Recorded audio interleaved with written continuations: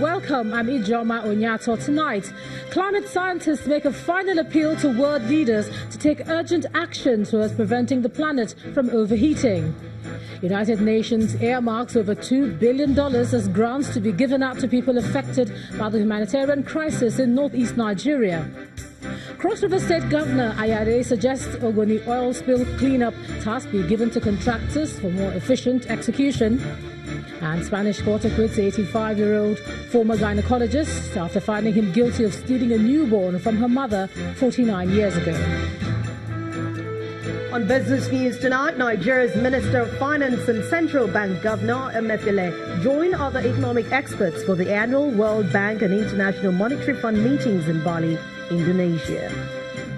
And on sports news tonight, Spanish giants Real Madrid dominate star-studded 30-man shortlist for this year's prestigious Ballon d'Or award. Hello everyone, and from Abuja, federal government disburses over 15 billion naira to more than 300,000 artisans, traders and farmers across the country. Vice President Mushiba said 150 billion naira of social investment fund has been spent so far.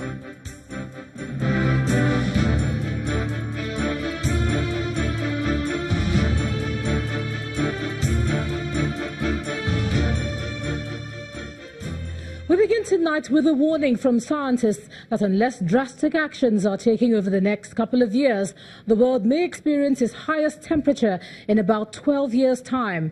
They have therefore delivered a final call on world leaders to take urgent action to stop the planet from overheating. Our correspondent Ayola Kasim reports. 1.0 degrees Celsius of global warming, the world has seen a heartbreaking run of record-breaking storms, forest fires, droughts and floods. But all these will be nothing compared to what is to come if people around the world do not change their lifestyles and live in a sustainable manner. This is the warning the United Nations scientists who have just finalized the report on global warming have for the world.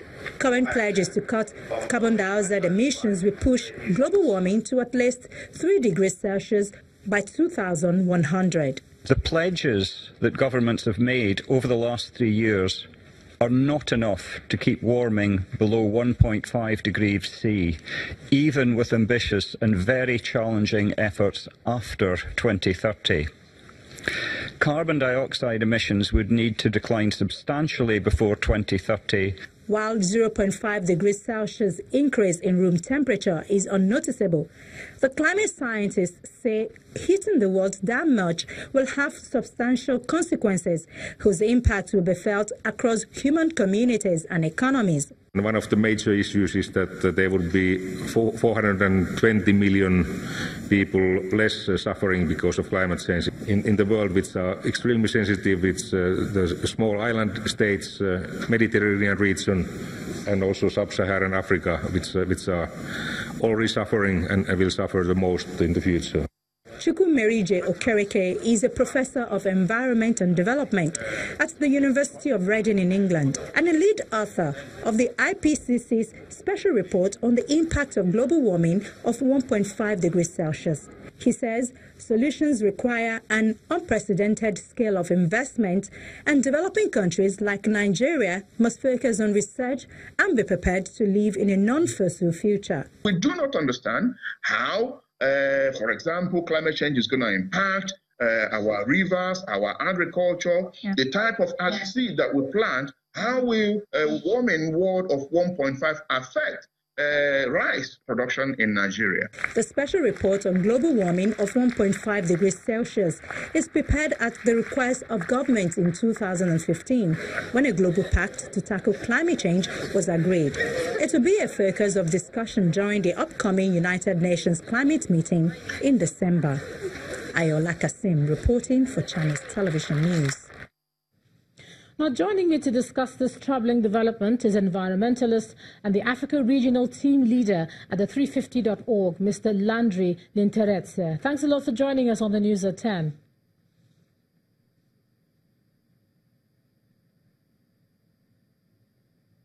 Well, let me just ask you that warnings to do with global temperatures are, they're often seen as dates in the distant future. And now we see a final call to save the world from what they call a climate catastrophe. How concerned are you about this report?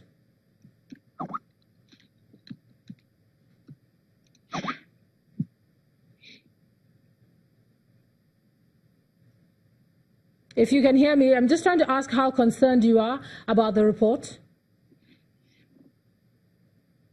Okay, it appears that he cannot hear me at this time. I was actually trying to find out from the environmentalist there about this report from 350.org. We'll see if we can connect back with him again. But let me just move on to something to do with the environment now. And over in Cross River State, the state governor there, Ben Ayade, has frowned on what he describes as the government's decision to award contracts for the Ogoni cleanup to foreigners.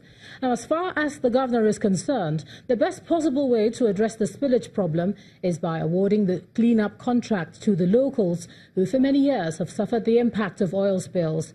Professor Ayade, who spoke on the issue in Calabar, the state capital, believes foreign contractors might not be able to actualize a total cleanup using bioremediation.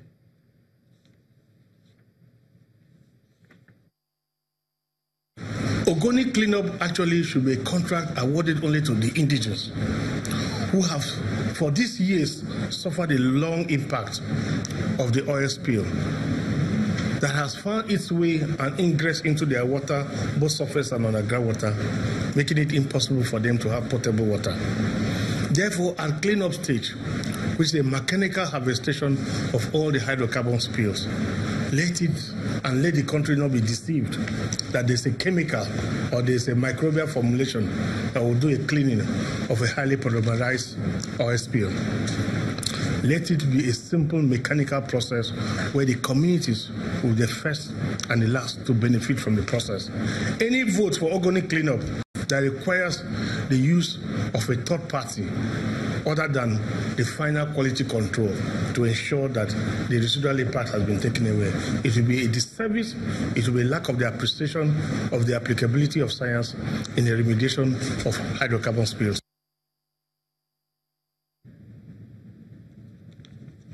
Well, let's try once again to speak with the Africa Regional Team Leader at 350.org, Mr. Landry Interetse. Hope you can hear me now, Mr. Landry Interetse. 1, 2, 2. Okay, now, so I'm just asking about the warnings to do with global temperatures. Now we see that final call to save the world from a climate catastrophe. How concerned are you about this? As the Africa team lead, how concerned are you about this report?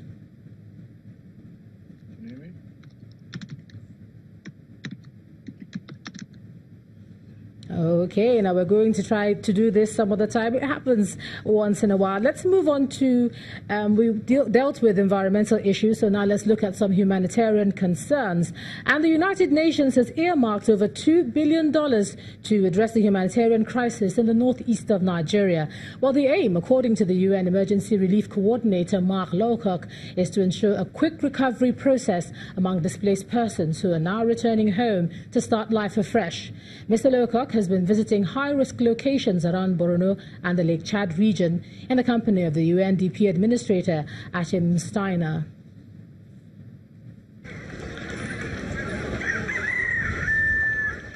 Residents of many of the communities attacked by Boko Haram insurgents have returned home, and they are gradually starting life afresh.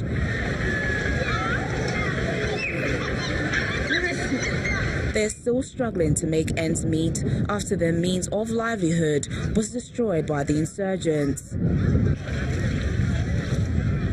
They say life has not been easy for them, but the United Nations have an answer to their plight.